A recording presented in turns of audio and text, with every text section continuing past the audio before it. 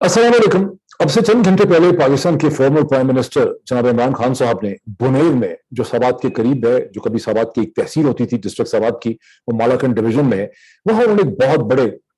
जलसे से खिताब किया, जिसे मैं इमरान खान का पॉलिटिकल कमबैक कहता हूं रिसेंट डेज के अंदर। अब इसकी वजह क्या है? इसकी वजह ये नहीं है कि जलसे का साइज बहुत बड़ा, जलसे का साइज बड़ा था, लेकिन साइज यहां मैटर नहीं करता। इस जलसे के अंदर उनका जो लहजा था, उनकी जो टोन थी, उनका जो मैनर ऑफ स्पीच था, जिस किस्म का सेल्फ कॉन्फिडेंस था, जो उन्होंने खुद एहतमादी वहां पे शो की, और जो मैसेज और जो कम्युनिकेशन वहां उन्होंने की, इन अदर वर्ड्स इस जलसे का जो सब्सटेंस है वो बहुत ज्यादा अहम था। और मैं एक एक करके वो पॉइंट्स आपके सामने लेके आता हूं। मैंने जलसा देखा, उस पर बहुत चीजें लिखी हुई है मैंने,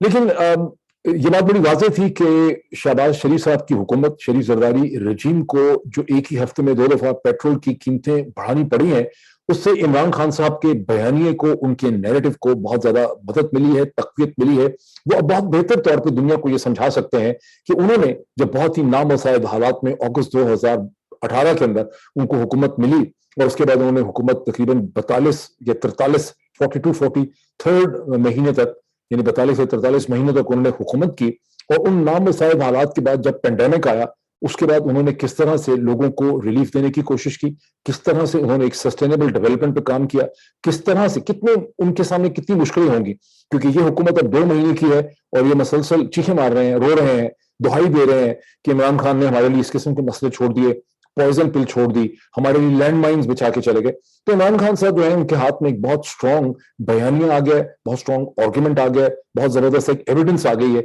जिसकी मदद से वो अपने बयानिए को पुश कर रहे हैं कि किस तरह से उन्होंने चीजों को मैनेज किया, जबकि उनके लिए भी इससे कहीं ज्यादा मुश्किलात उस वक्त थी जितना कि इस हुकूमत को इस वक्त मुश्किलात मिली हैं। जब उनको हुकूमत मिली थी तो उस वक्त इकॉनमी बिल्कुल नोज डाइव जो है हो चुकी थी। उसकी तफसील क्या है वो मैं 3 4 पॉइंट्स आपके सामने लेके आता हूं।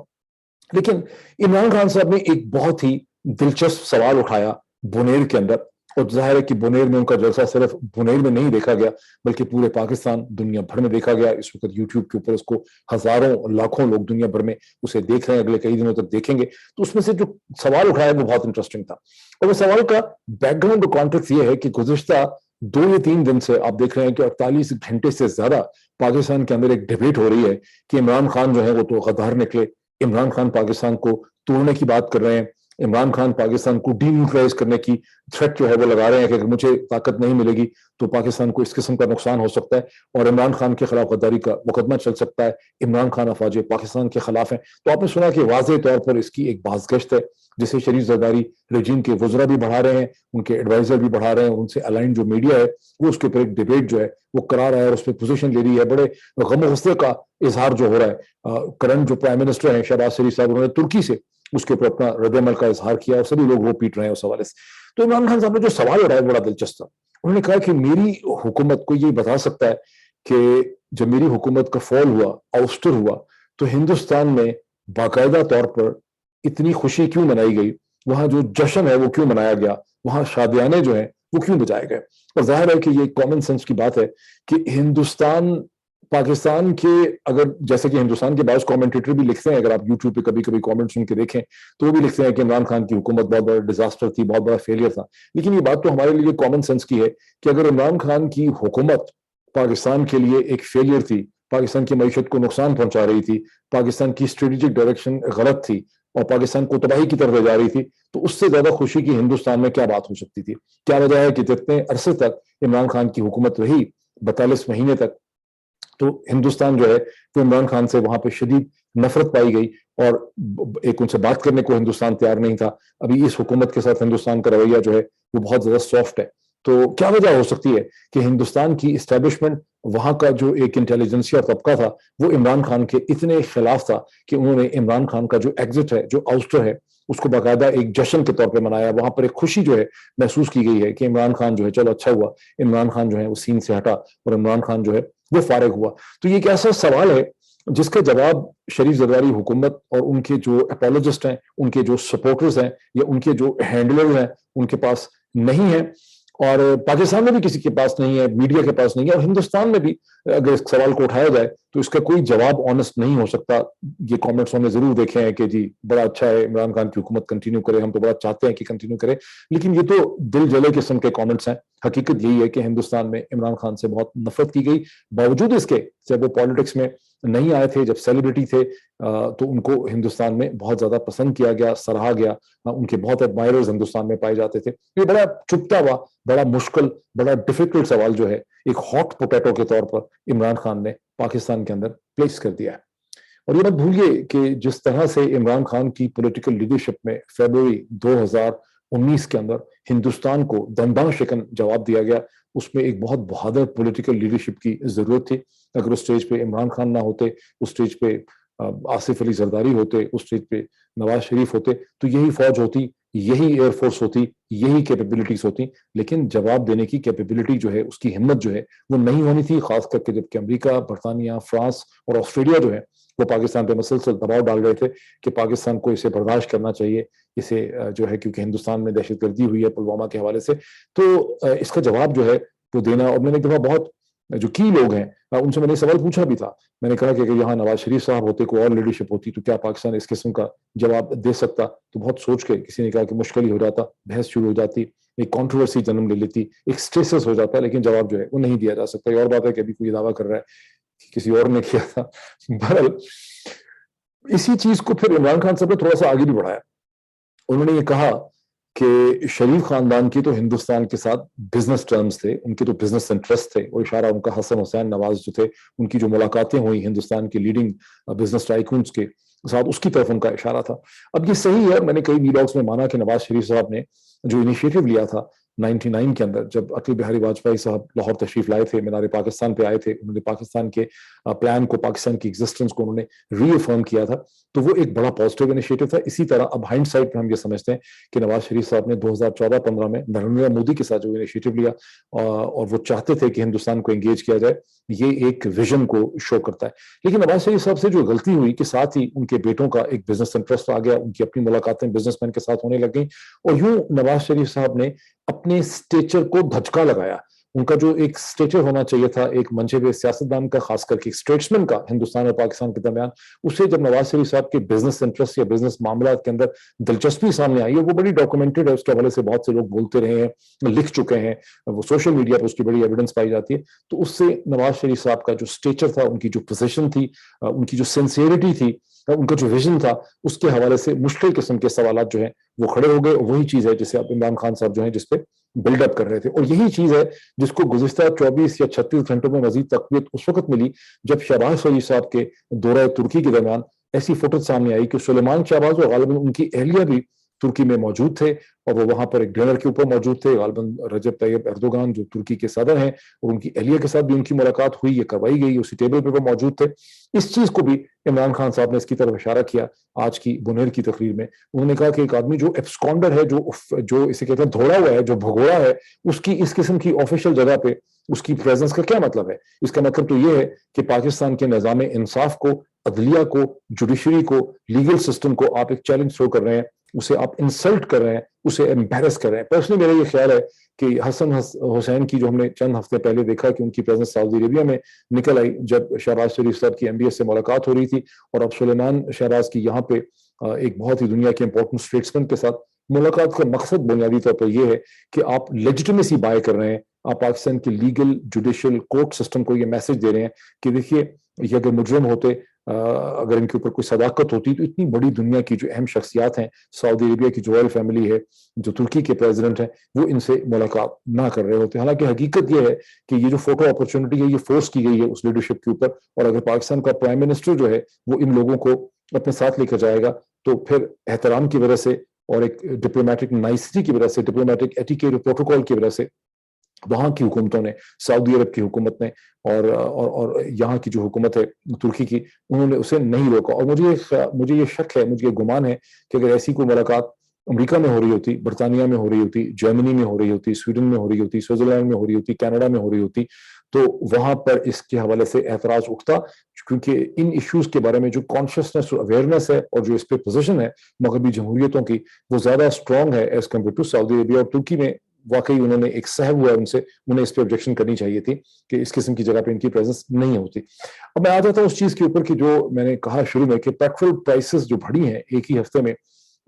2 दफा 30-30 रुपए करके पर लीटर, उसके ऊपर इमरान खान साहब को एक उनके बयानिए को बहुत ज्यादा तकवीत जो है मिली है। और वहाँ इमरान खान साहब ने सिर्फ उसको पेट्रोल की प्राइसेस तक नहीं रखा, वो उन्होंने उसको और भी जो कमोडिटीज हैं, जो एसेंशियल अशिया खुर्दनोश हैं, खाने पीने की चीजें, उनकी प्राइस का भी उन्होंने कंपैरिजन जलसे में दिया। और वो बड़ा ही जबरदस्त, बड़ा इंटरेस्टिंग कंपैरिजन था। उन्होंने कहा कि पेट्रोल को देख लें, डीजल को और पेट्रोल को, कि हमारे तकरीबन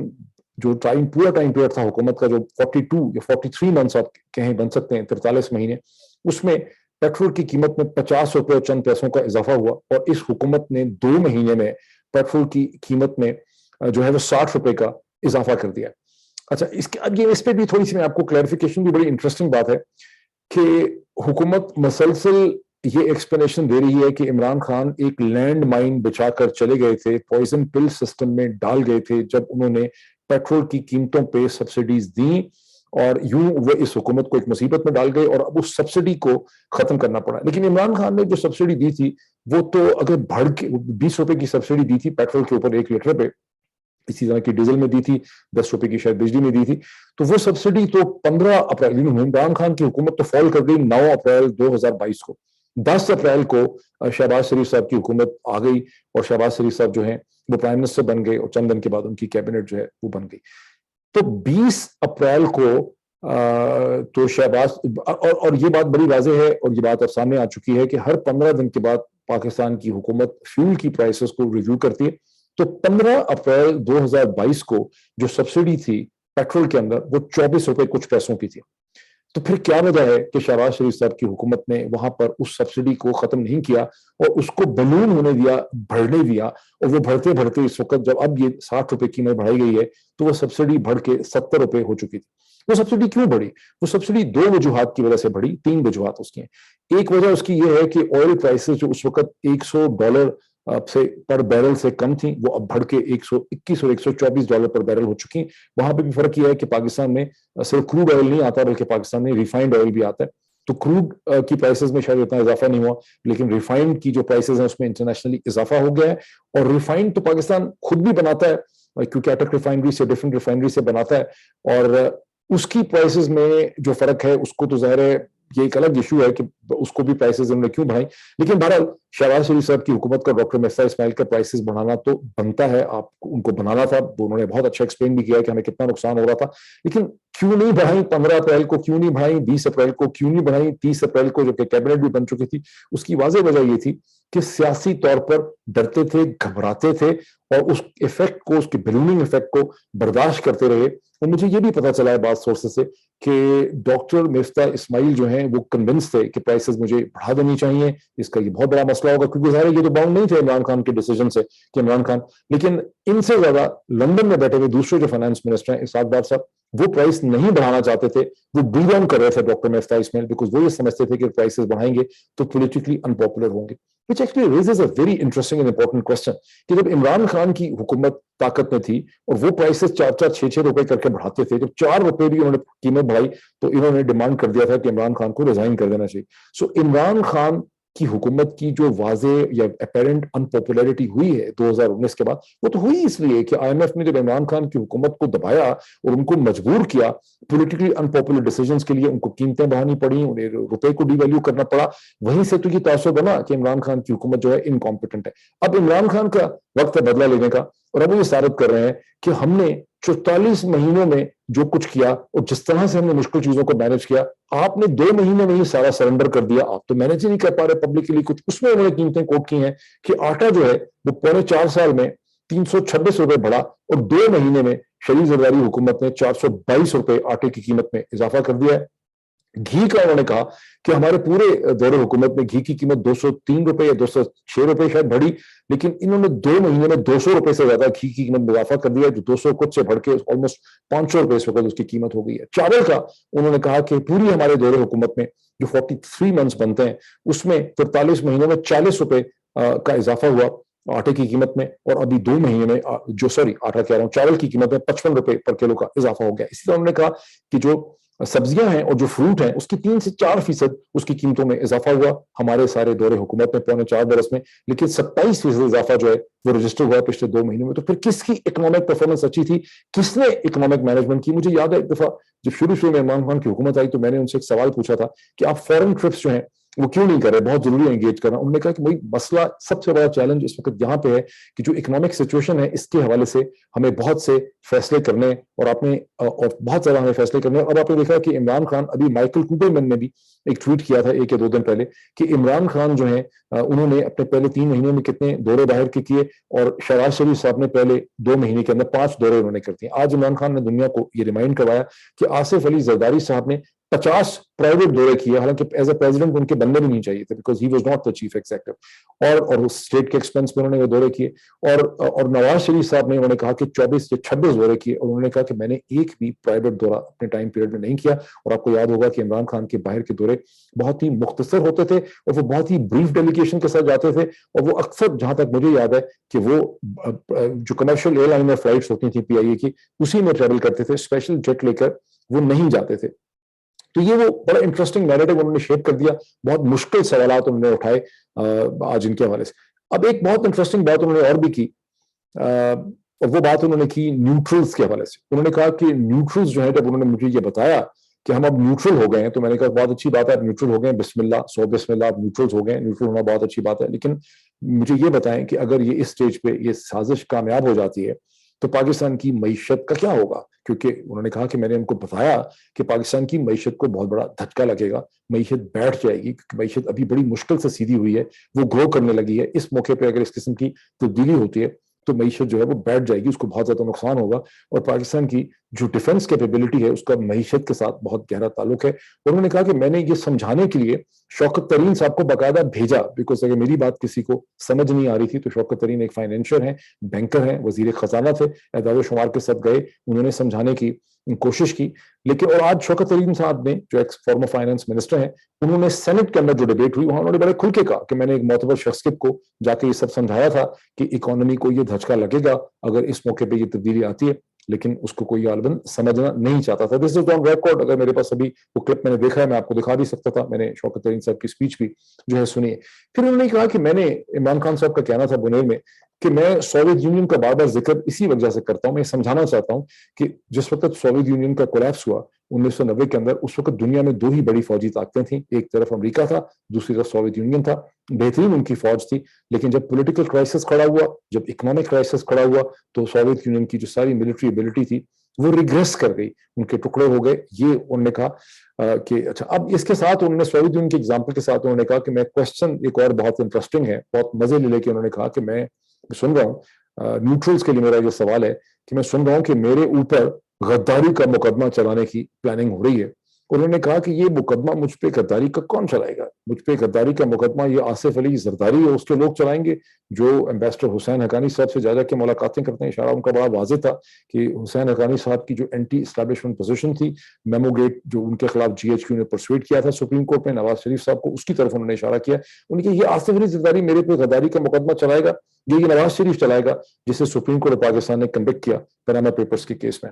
फिर उन्होंने ये कहा कि मेरे खिलाफ जो साजिश हुई वो क्लियरली, अब आपको समझ आ जानी चाहिए कि मेरे खिलाफ जो साजिश हुई वो इसलिए हुई कि ये सब लोग जो हैं, ये सारी ताकतें जो हैं, ये सारे जो अनासर हैं, ये मुझे अपने रास्ते में एक बहुत बड़ी रुकावट समझते हैं, और इनका मकसद ये है कि मुझे रास्ते से हटाया जाए तो फिर इनकी तमाम मुश्किलात जो हैं वो आसान हो जाएंगी, इनका कहना था। फिर उन्होंने कहा,